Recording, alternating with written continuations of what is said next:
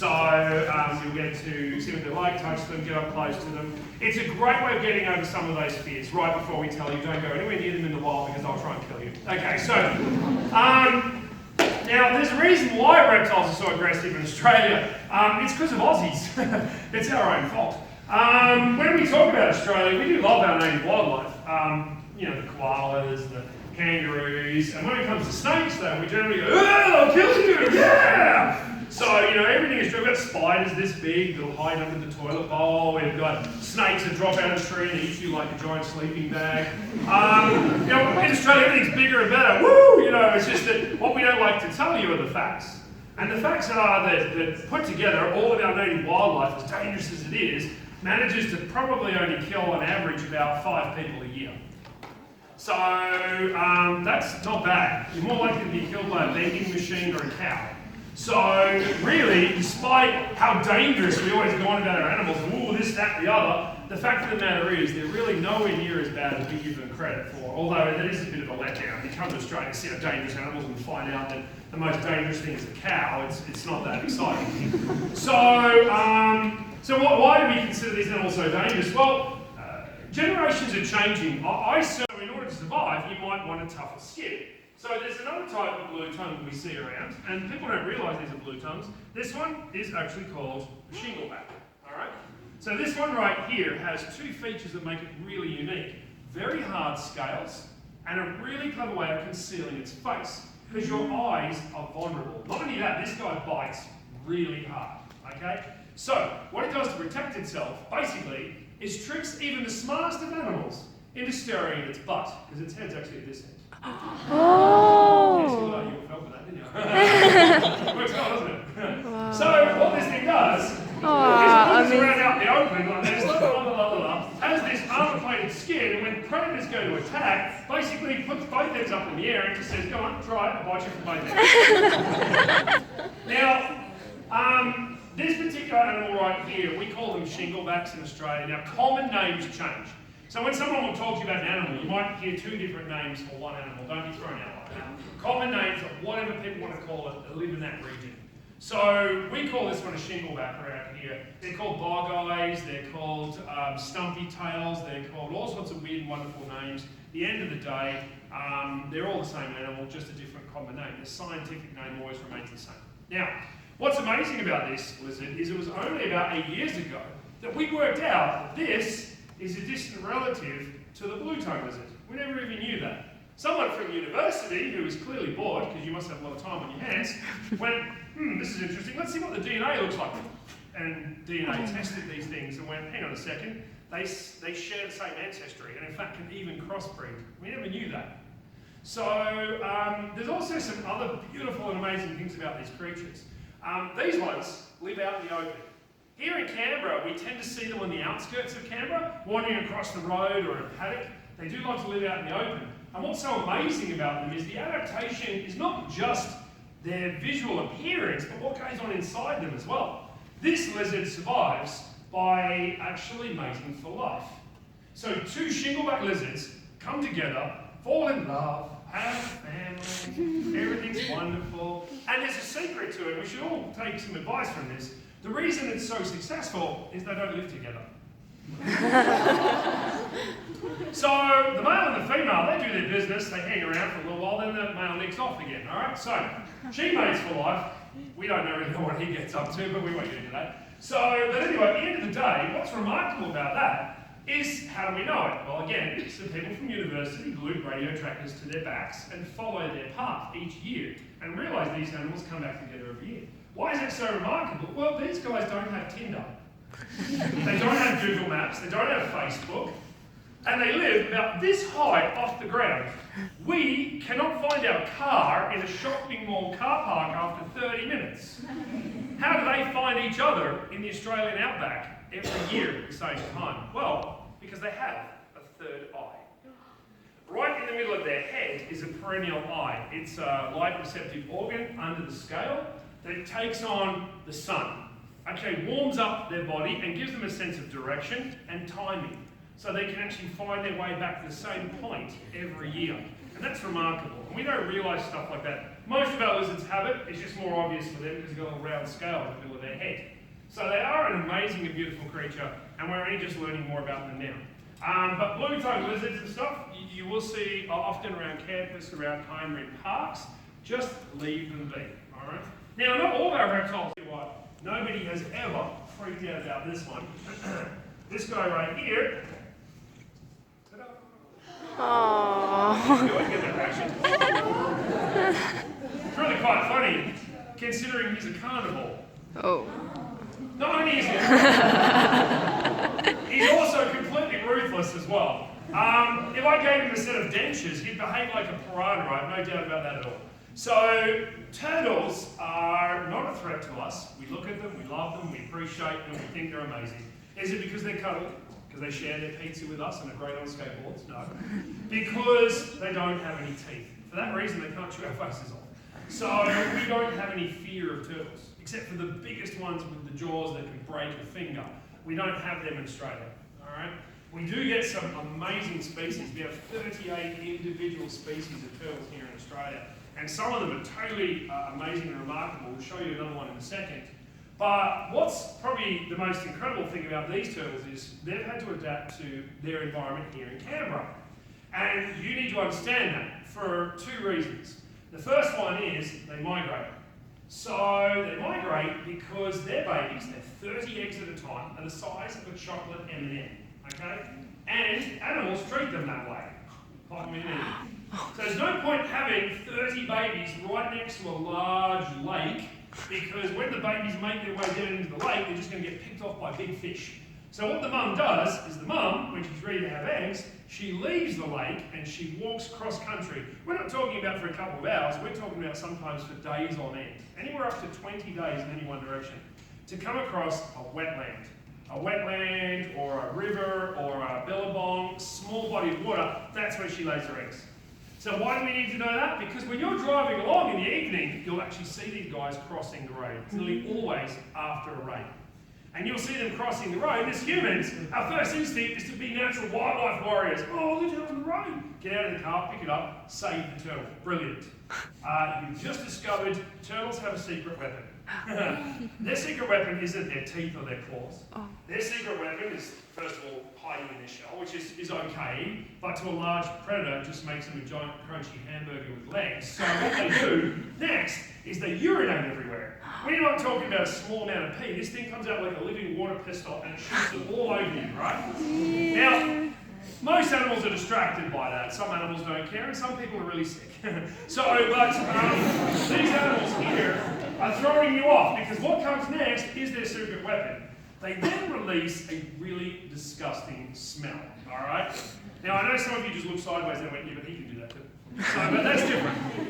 With these guys, it's not a farm. You can't just go, oh man, what do you have for breakfast, dude? It actually comes out, the eastern longneck is only one of two species in the whole world that has a musk gland.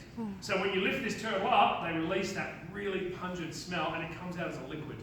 So, and even the smallest turtle can do it, it's really gross. So you get it on your hands, in your car, or anywhere else that stays with you for a while, it's gross. It's not like a skunk, you're not going to get sprayed in the face, and it does come off with soap and water. However though, you don't want to have to experience that. So when you do rescue a turtle from the road, pick them up like this, and then cross the road. Don't be a wildlife warrior, don't put them in the car. Don't pick them up and go, oh thing you lost, get in your car and drive all the way around, all the way back to the giant lake. I saved it, there's the boy. Just looking back at you going, you prick! It took 3 days to get that far! I have to do it again! And you know what, you'd be amazed at how often I hear that. Whenever people go, oh, we rescued a turtle, I just go, what did you do? We put it in the car and we took it all the way back to the lake. Oh, that poor turtle. So, in Australia, we're only just learning this ourselves. So when you go north, the things get bigger and more dangerous, okay? It's awesome. In fact, when you come and go north, you're going to come across a turtle, they don't muck around up there. Their turtles usually look like this one. Alright, so we'll have a different name for this one. I call him Boulder. What do you guys want? Okay, so this is a northern longneck. Look at the head on this guy, it's huge. He is probably the oldest reptile in our reptile zoo. I know that I've certainly had him for close to 25 years or more, and he was already an adult when I got him, so I predicted he'd have to be around about 50 years old. Turtles have a human lifespan. It can be anywhere up to 80 years, or if they do drugs, a lot less. These guys actually can live for a very long time and have really great personalities. If you are staying in the country and you do want to own animals like these as pets, you can do it, but you just have to do that through a regulatory service. You get a permit, animals are bred in captivity like our animals, and there are ways around it. But just be aware, we do protect our native animals, and all reptiles require a license in every state, unless you're told otherwise. So, anyway, the next so long. Now, these guys right here all share this long neck in common, and their long neck is designed for one purpose. These turtles spend time on land and in water, but the long necks actually live in areas where water disappears. Here in Canberra, before humans built lakes, water used to vanish, and turtles used to have to do a lot of cross-country walking. When you're a turtle going cross-country, your biggest problem is this. Because if you end up like that, you're as good as dead. Okay? Because like this, your arms and legs actually don't reach the ground. So they can't turn themselves back over. So what they do is they push their head out, they use their neck as a propeller, and they literally turn themselves back over with their neck. So that's one adaptation that this particular long-neck species and the other one have used to get by in a certain environment. So they really are quite remarkable. Now, when you talk about dangerous animals, the complete opposite end of the scale is an animal which is very similar to our turtles. In fact, remarkably similar. They spend time in water and on land. They have webbed toes, they have an armor-plated back. These guys are, for all intents and purposes, just like a turtle, only with teeth. And Australia's only native animal that actively attempts to kill people. Only for lunch, though. Dinner, actually, not turtle. So, alright, the animal I'm talking about is clearly, any of you thinking about pulling a snake out? Leave the room. There's no way a snake can do that. Alright, this animal here is the only one. There we go. It's a crocodile. Yes, we do have animals in Australia that can kill people. Okay, crocodiles. This is saltwater or estuarine crocodile. They're only called saltwater crocodiles because they can tolerate extremely high levels of salt and can in fact even swim in the ocean. But before you go down to Bateman's Bay and start looking around thinking, oh damn, there's crocs as well. Don't worry, because the crocs will eat the sharks, so you've only got one thing to worry about. But it is far too cold, alright? Crocodiles can only exist where the temperatures are much higher all the time. And in fact, one major disadvantage that this species has is that their size is so monolithic that they're heavy and they can't chase you on land. So all those late night horror movies you've watched about Australia and crocodiles chasing you down and eating you, seeing them run across country, I mean, it is a horror story. But not because of the killer croc, but because there's no way a croc can actually run across country and eat someone. That's the horrible part about it. A bit like snakes on a plane. It's terrible. So these guys right here use stealth. And it is very important to know if you are visiting up north, you will see lots of things about crocodiles. Heed those warnings. Alright, crocodiles are very cunning and they grow huge. They get up to about 5 meters typical, 7 or 8 meters can happen. 5 meters is bad enough, 2 meters they can kill you, alright? So at 5 meters, be about where Christian is to where I am now approximately, they can weigh up to a ton and they can hide in water that is about 2 foot deep and you will not see them coming, alright? But there is one sign that you will see that there is a croc there and it will save your life. And it's our job to protect you. So I'm going to tell you about that sign, okay? Because just in case any of you decide to visit North Australia, because you really should. I mean, it's quite dangerous. Okay, so when you go up there, what you're doing is, anywhere you go near a surface of water up north where it's hot, you know, it's really humid, what you're doing is you're looking across the surface of the water, and the sign you're looking for is you look across the surface of the water, you look up onto the shoreline, and you keep on looking, And what you should see are these two big posts in the ground with an enormous sign on it that says, "Don't swim here, there are crocodiles." That's the sign that will save your life. And strangely enough, every time someone in Australia is attacked by a croc, that sign is right there, okay? You don't have to read it. It's a big orange thing with a picture of a croc eating someone, right? And yet people just go, "Oh, that's nice, I wonder what that means." I know you think I'm joking, but I'm dead serious. There are very few croc deaths in Australia, but one of the most amazing things is to go north and watch the fishermen standing this high in water with their lines out there going, "Yeah, mate, there you go. I'm right, I'll see him coming, it's all good." And you think, really? Because I was here last night, when I shined a torch across the water, there was 1,000 crocodiles staring at me. What's remarkable is in the movies, and this is what we do as humans, we relate everything we think we know to what we've seen in a movie somewhere. You'll see the croc coming for you, the eyeballs, the nose, the tail moving through the water, they're coming at you, and you think to yourself, what idiot wouldn't realise that a log is not supposed to have eyeballs and get out of the way? Well, you would be an idiot if you didn't, but crocs don't actually do that. All along their body are sensory receptors. That means that they can stay completely concealed. And as you're moving along the shoreline or touching the surface of the water, they pick up every vibration in their body. They know exactly where you are without giving away their location.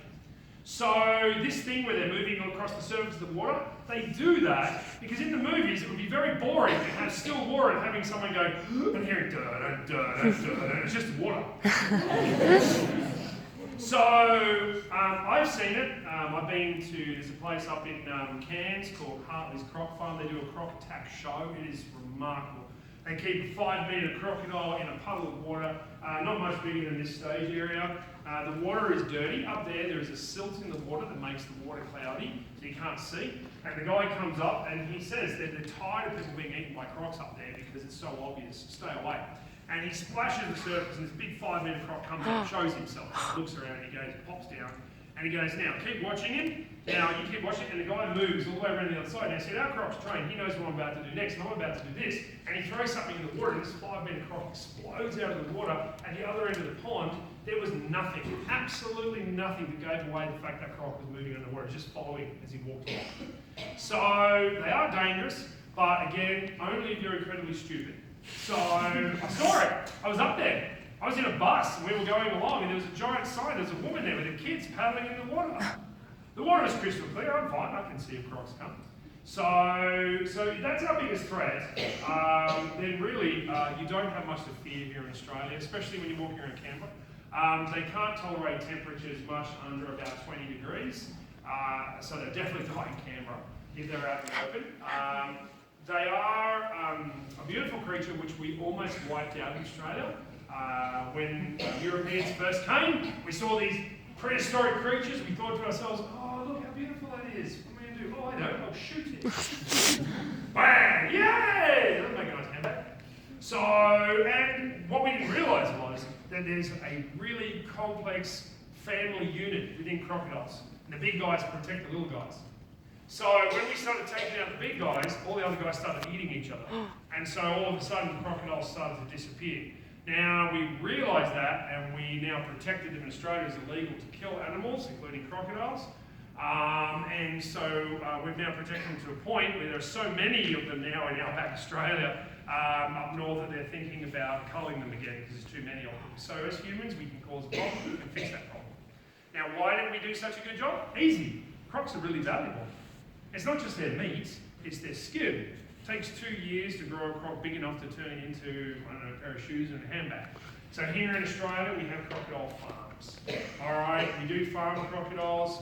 We don't take them out of the wild. Farms put money and crocodiles back into the wild in order to protect them here in Australia. Like I was saying to you earlier, if there's monetary value to this, we do protect our animals. We just have to step outside of that and protect them for no other reason than we think they deserve to be protected. So you'll get an opportunity to come down and touch this crocodile when the show's over. His name is Chopper for a reason. So when you are touching him, I want the most annoying people to go first. Because the croc will actually be tired of biting you after about the third person.